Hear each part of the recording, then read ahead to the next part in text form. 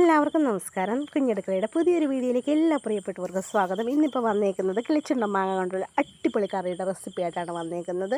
അപ്പോൾ താണ്ടെ ഞാൻ നമ്മുടെ മാങ്ങയുടെ തൊലിയൊക്കെ നന്നായിട്ടൊന്ന് ചെത്തി വൃത്തിയാക്കിയെടുത്ത് ഒരു ഒത്തിരി ചെറുതല്ല, എന്നാലും ചെറിയ രീതിയിൽ ഒരു മീഡിയം സൈസ് വലിപ്പത്തിൽ ഒന്ന് ചെറുതായി അരിഞ്ഞെടുത്ത് മാറ്റി വെച്ചിട്ടുണ്ട്. അപ്പോൾ ഇനിയിപ്പോൾ ചെയ്യേണ്ടത് ഒരു ചട്ടി അടുപ്പത്തേക്ക് വെച്ച് അതിലേക്ക് നമ്മൾ അരിഞ്ഞ് വെച്ച മാങ്ങ ഒന്ന് ചേർത്ത് കൊടുക്കുന്നുണ്ട്.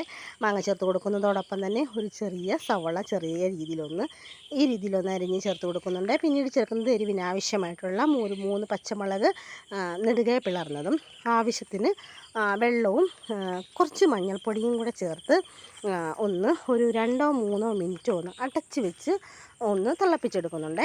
അപ്പോൾ നമ്മുടെ മാങ്ങ നന്നായിട്ട് തിളച്ച് വന്നതിന് ശേഷം അതിലേക്ക് ആവശ്യത്തിന് ഉപ്പും കൂടെ ഒന്ന് ചേർത്ത് കൊടുക്കുന്നുണ്ട്.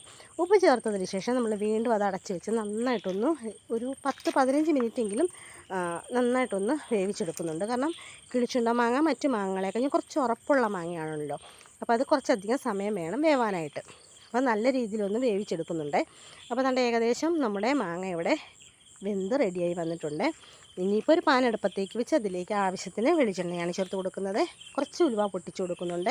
ഉലുവ പൊട്ടിയതിന് ശേഷം ഒരു 1/4 ടീസ്പൂൺ കടുകും കുറച്ച് കരിവേപ്പിലയും കൂടെ ചേർത്ത് നന്നായിട്ട് ആ കരിവേപ്പിലയൊക്കെ ഒന്ന് മൂത്ത് വന്നതിന് ശേഷം നമുക്കതിലേക്ക് ഞാനിപ്പോൾ ചേർത്ത് കൊടുക്കുന്നത് ഒരു 2.5 ടേബിൾ സ്പൂൺ മല്ലിപ്പൊടി, ഒരു 1/4 ടീസ്പൂൺ മുളക് പൊടി, ആവശ്യത്തിന് മഞ്ഞൾപ്പൊടിയാണ് ചേർത്ത് കൊടുക്കുന്നത്. അപ്പോൾ ഈ പൊടികളെല്ലാം ചേർത്തതിന് ശേഷം നല്ലതായിട്ടൊന്ന് വഴറ്റി കൊടുക്കുന്നുണ്ട്. അതിൻ്റെ പച്ചപ്പൊക്കെ മാറുന്ന രീതിയിൽ നല്ലതുപോലെ ഒന്ന് ഒന്ന് മൂപ്പിച്ചെടുക്കുന്നുണ്ട്.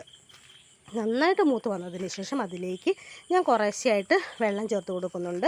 കുറേശ്ശെ വെള്ളം ചേർത്ത് കൊടുത്ത് നന്നായിട്ടൊന്ന് വഴറ്റി അതിൻ്റെ എണ്ണയൊക്കെ ഒന്ന് നന്നായിട്ടൊന്ന് തെളിച്ചെടുക്കുന്നുണ്ട്. അപ്പോൾ നല്ലതുപോലെ ഏകദേശം വെള്ളമൊക്കെ എടുത്ത് നല്ലതായിട്ട് വഴറ്റി കൊടുക്കുന്നുണ്ട്. അപ്പോൾ ഈ സമയത്ത് ആവശ്യത്തിന് വെള്ളം കൂടെ നമ്മൾ ചേർത്ത് കൊടുക്കണം. അപ്പോൾ നന്നായിട്ട് എണ്ണയൊക്കെ തെളിഞ്ഞ് വന്നതിന് ശേഷം അതിലേക്ക് നമ്മൾ വെന്ത് മാറ്റി വെച്ച മാങ്ങയും കൊണ്ട് ചേർത്ത് കൊടുക്കുന്നുണ്ട്.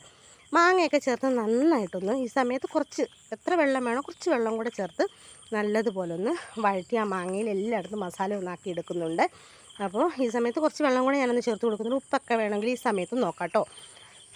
അപ്പോൾ നന്നായിട്ട് തിളച്ച് വന്നിട്ടുണ്ട്. ഈ തിളച്ച് വന്ന സമയത്തിന് ഞാൻ കുറച്ച് കായപ്പൊടിയാണ് ചേർത്ത് കൊടുക്കുന്നത്. കായപ്പൊടിയും കൂടെ ചേർത്ത് നന്നായിട്ട് അതിൻ്റെ കുറച്ച് വെള്ളമൊക്കെ ഒന്ന് പറ്റിച്ചൊന്ന് എടുത്തിട്ടുണ്ട്. അപ്പോൾ ഏകദേശം നല്ല കുറുകിയ ചാറോടുകൂടി നമ്മുടെ കറി ഇവിടെ റെഡി ആയിട്ടുണ്ട്. അപ്പോൾ നിങ്ങൾക്ക് ഈ വീഡിയോ ഇഷ്ടപ്പെട്ടാൽ ലൈക്ക് ചെയ്യാനും ഷെയർ ചെയ്യാനും സബ്സ്ക്രൈബ് ചെയ്യാനും മറക്കരുത്. അപ്പോൾ ബൈ.